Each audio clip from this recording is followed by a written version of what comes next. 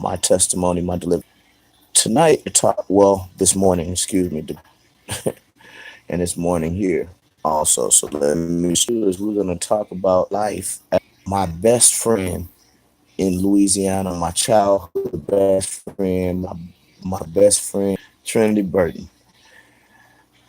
I wanted to talk about him and introduce him into my life and a part of this story that has to do with my life because this brother is a very large part of my life and a very large part of my story. Uh, like you already know, we talked about before, I spoke about my growing up in Detroit and me moving from Detroit to Illinois and to Louisiana. And through all of that, I had a natural brother. And I love my brother to the grave and enough to send something else to the grave. But that's my natural blood brother.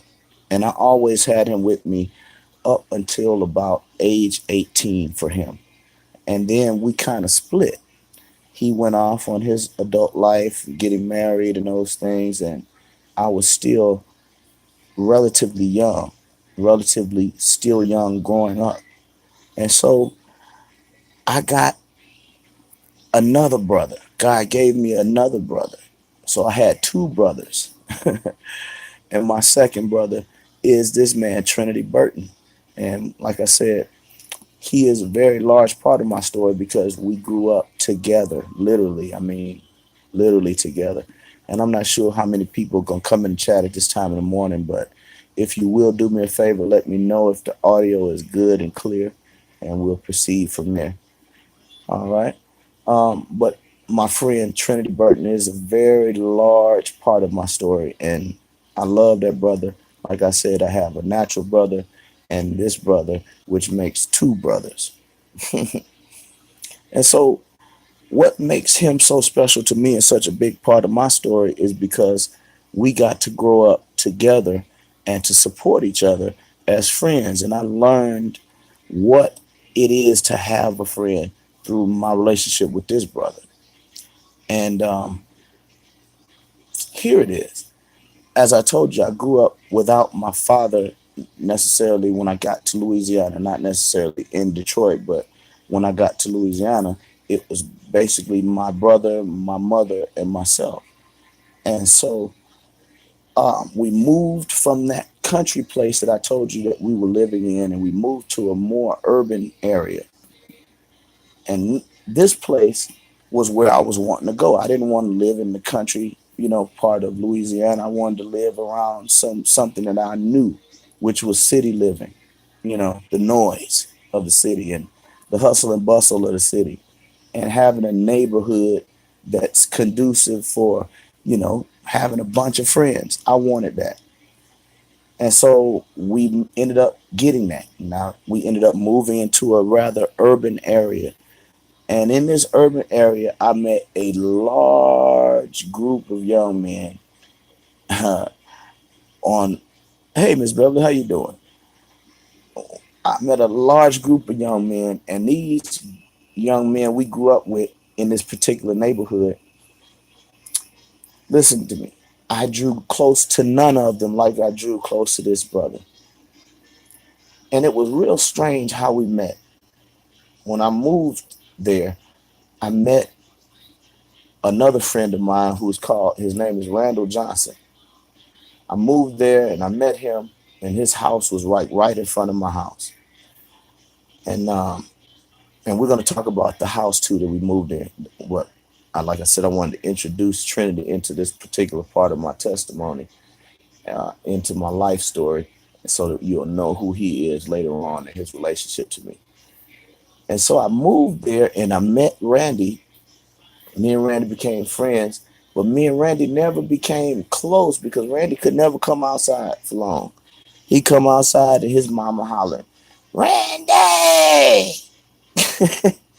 That's what he was known for. You can't come across the street, you can't come down the street. You bet not be seen running with us, going to the park or to a game. They kill him. And so, but at Randy's house is where I met Trinity, my second. So this is a very touching thing because this is how I actually met him. Like I said, I was friends with Randy, and I used to go to Randy's house every morning to go to school. We go to school, catch the bus, or we either walk. And so I'd walk through the pathway, go to Randy's house, and we sit there and do whatever we're gonna do, and then we leave. But this particular morning, I went there, and again, keep in mind, frame it, my father was absent out of my life at this time. It was just me, my mother, and my brother. And so I go to Randy's house this morning, that particular morning, to go to school. And I'm sitting there, we're both sitting there, and we're waiting on Trinity this morning. And I don't think I had met Trinity before then. I don't think I had met him before then. And so my one of the first things I had to deal with Trinity was one of the worst. My brother lost his mother that morning. On one of the first mornings that I met him, he lost his mother. And so I came out and we sat on Randy's porch and we looked at the ambulance and we looked at all the grieving of his family across the street. And I'm telling you, just me telling you this story, it weighs heavy on me because his whole family became my family. And I loved them with all my heart. And so I'm sitting there, we, as little bitty boys, we're sitting there and we're processing all this. I'm like, man, what's going on? And to be honest, my friend Trinity grew up a very, very, very challenged life. Of course, he had a mother and a father and brothers and a full family in his home, which I didn't have, but he had. But he had more challenges in his home than I had. He had the challenge of all of his brothers selling dope and having the largest drug dealer in our parish and in our sector of Louisiana being a native to their home. And I'm not going to name this brother because I got more sense than that. But I will just say um, his father and this man were very close. One of the largest drug dealers that I ever knew, really, truthfully. And his family had gotten wound up into that life. And there's no judgment on that because everybody, like the Bible says, all hath sinned, present tense, HATH. And if you say you have no sin, you make it God a lie. And the Bible says the truth is not in you. And it even says that you are of your father, the devil. And so we know that we don't place judgment on my brother's struggle in his home with his family because those were the struggles that made him who I admire him for.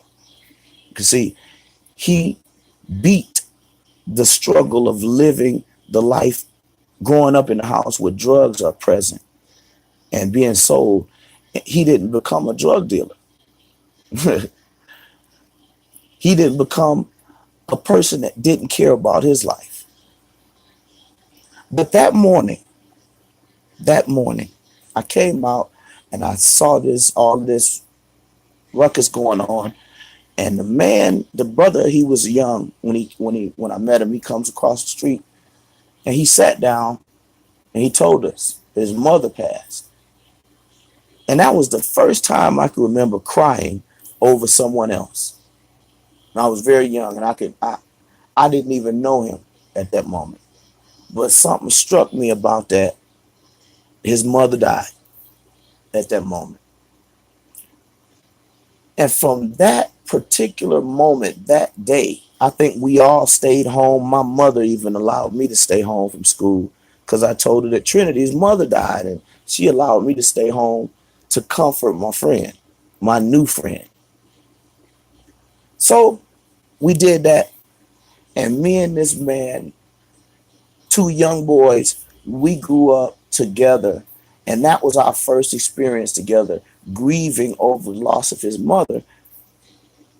And then us both understanding the necessity for friends because my home was devoid of a father and devoid of brothers and sisters at that time. Like I said, my brother had gotten older and went off and got married.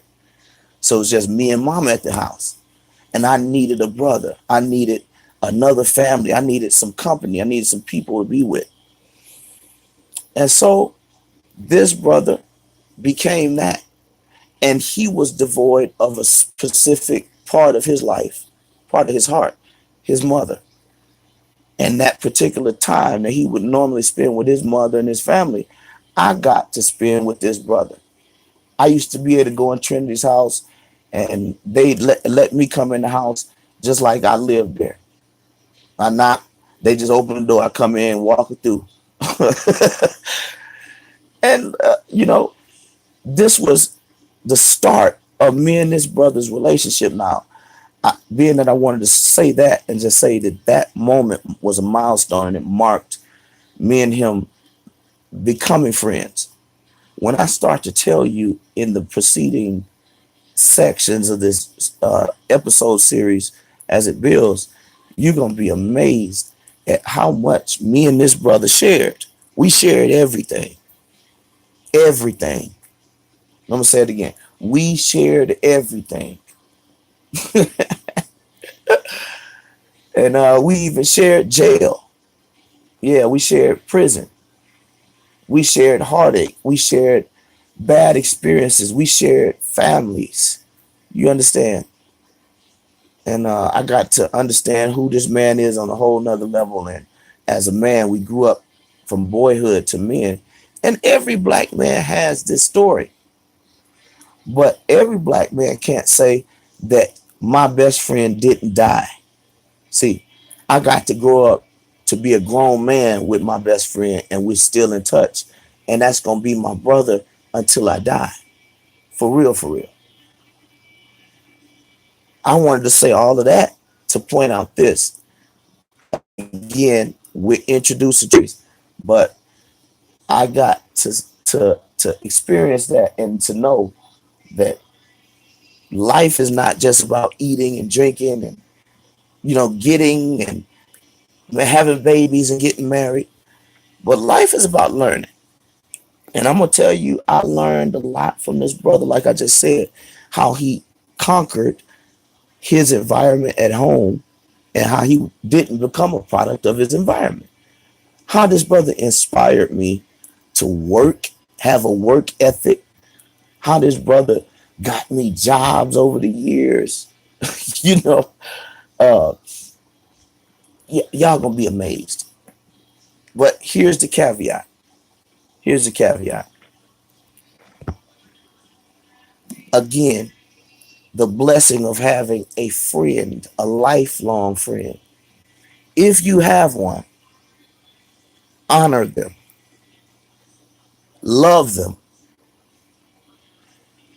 Make sure that you're always praying for them and advising them to do good and encouraging them and speaking well of them.